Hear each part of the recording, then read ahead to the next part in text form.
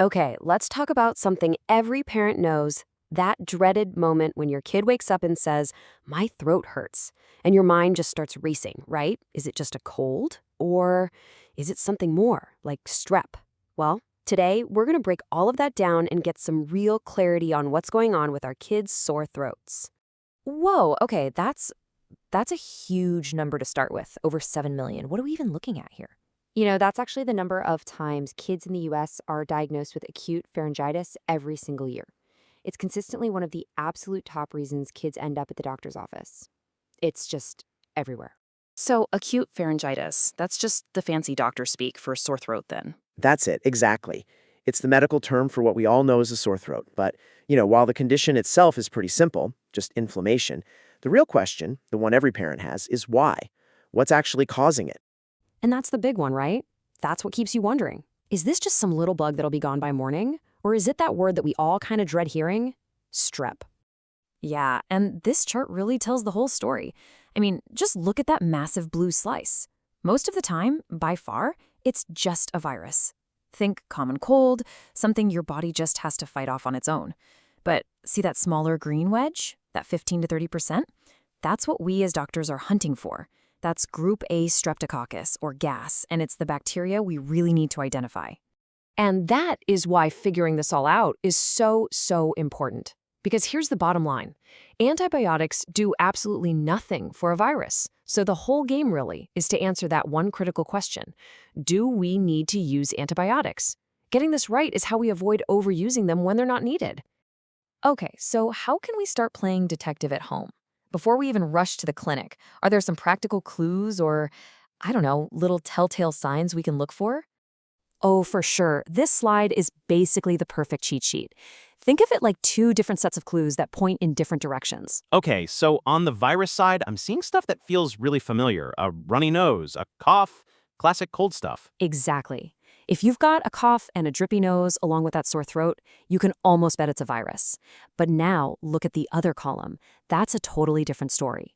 We're talking a sore throat that hits you like a ton of bricks out of nowhere, plus a high fever, maybe a headache, even a stomachache. That's when your brain should start thinking, this could actually be strep. And then when you do get to the doctor, this is what they're looking for. They're going to take a peek in the throat, right? They're looking for those really angry, red, inflamed tonsils, maybe with some white spots on them. They'll feel around the neck for any tender, swollen glands. And of course, they're thinking about the other clues too. Like, is your child in that 5 to 15 age range? Is it winter or early spring? It all helps build the case. But here's the tricky part. Even with all those classic signs, you can still get fooled. A really nasty virus can look a lot like strep sometimes. So, at the end of the day, just looking isn't enough.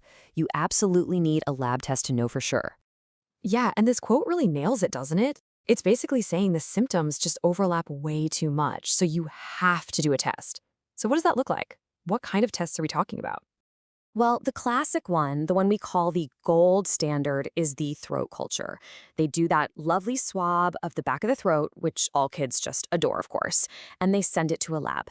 The lab then actually tries to grow the bacteria. It's super accurate, about 90 to 95% sensitive. The only big downside? You have to wait. It can take 24, even 48 hours to get that result back. And as you know, waiting a day or two with a sick kid can feel like an eternity. That is exactly why we now have the rapid test. It's the same swab, but it gives you an answer right there in the doctor's office, usually in just a few minutes. It really is a game changer. Okay, so it sounds like what we're doing is trading a little bit of accuracy for that incredible speed. That is the perfect way to put it. The rapid test is fantastic because if it comes back positive, you can trust it. A false positive is really, really rare. But it's not quite as sensitive as that old school culture. That means it can sometimes miss a real case of strep. It might say negative when it's actually positive. And that's why, especially in kids, if the rapid test is negative but the doctor is still suspicious, they'll often send a culture anyway, just to be double sure. All right, so let's say the test is positive. It's confirmed. We know it's group A strep. What happens next? What's the game plan? At that point, the path forward is actually very clear. Step 1, you've got that positive test. Step 2, we start antibiotics, usually something like penicillin or amoxicillin. And step 3 is the one I really have to stress. You have to finish the entire prescription. Even if your kid is bouncing off the walls and feeling 100% better after just 2 days, you've got to go the full 10 days to really, truly wipe out the bacteria. And you might be wondering, why all the fuss for just a sore throat? And yeah, of course, the antibiotics help your child feel better faster. They can get back to school sooner, and it stops them from being contagious to other kids. But there's more to it than just that, isn't there? A bigger reason? Oh, a much bigger reason. The number one, capital R reason we treat strep throat is to prevent something called acute rheumatic fever. It's rare now, which is fantastic, but it's a very serious complication that can cause permanent damage to the heart. And that's what we're really trying to stop. Okay, I have to ask this one because I know so many families deal with it. What about the kid who seems to get strep throat over and over and over again? It feels like you're constantly at the pharmacy for another round of antibiotics. What is going on there? That is such a great question, and it brings up this really fascinating idea we call the carrier state. So get this, up to 20% of school-age kids might just have strep bacteria living harmlessly in their throats. It's not making them sick at all, it's just there. So then that child gets a regular old sore throat from a virus, they go to the doctor, get a swab, and of course the test comes back positive.